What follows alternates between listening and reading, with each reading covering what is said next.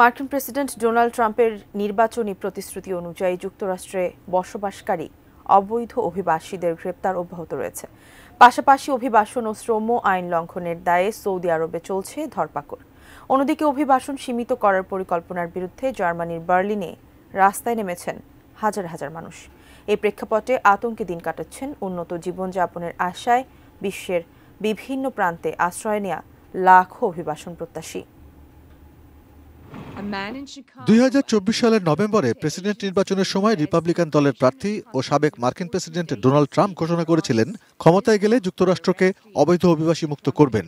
শপথ নেওয়ার পর ট্রাম্পের নির্বাহী আদেশের ধারাবাহিকতায় যুক্তরাষ্ট্রে গত 9 দিনে 7,000 অবৈধ অভিবাসীকে গ্রেপ্তার করেছে দেশটির ইমিগ্রেশন অ্যান্ড কাস্টমস এনফোর্সমেন্ট আইসিই তাদের এক্স হ্যান্ডেলে জানায়, নিউ ইয়র্ক অঙ্গরাজ্যের নিউ ইয়র্ক সিটি, ইলিনয়ের শিকাগো এবং ম্যাসাচুসেটসের বোস্টন শহরে অভিযান চালিয়ে গ্রেপ্তার করা হয়েছে নথিবিহীন এসব অভিবাসীদের।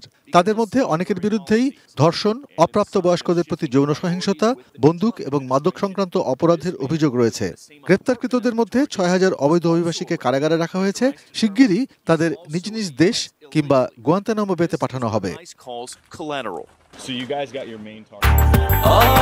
ব্রেকফাস্ট, টিফিন কিংবা স্ন্যাক টাইমে মজাদার আয়োজন মানে অল টাইম ব্রেড। এদিকে আবাসন, শ্রম এবং সীমান্ত সুরক্ষা আইন লঙ্ঘনের অভিযোগে সৌদি আরবে 21,000-এর বেশি প্রবাসীকে গ্রেপ্তার করেছে দেশটির আইন শৃঙ্খলা রক্ষাকারী বাহিনী। এই গ্রেপ্তারকৃতদের মধ্যে 10,000 প্রবাসীকে তাদের নিজ দেশেও ফেরত পাঠিয়েছে সৌদি কর্তৃপক্ষ। রোববার সৌদি স্বরাষ্ট্র মন্ত্রণালয়ের এক বিবৃতির বরাত দিয়ে সংযুক্ত আরব আমিরাতের ইংরেজি দৈনিক গল্ফ নিউজে এ খবর জানানো হয়েছে।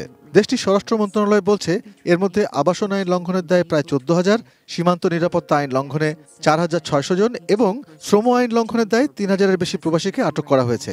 মন্ত্রণালয়ের বিবৃতিতে আরও বলা হয়, অবৈধভাবে সীমান্ত পেরিয়ে সৌদি আরবে প্রবেশের চেষ্টার সময় গ্রেপ্তার হয়েছেন 1,477 জন। এদের মধ্যে ইয়েমেনি এবং ইথিওপিয়ার নাগরিকের সংখ্যাই বেশি।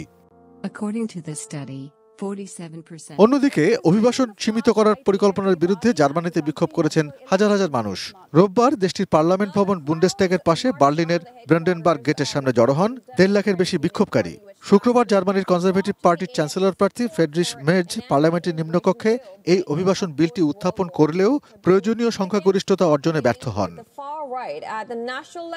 অর্পণ Maitra, desk report, ATN news.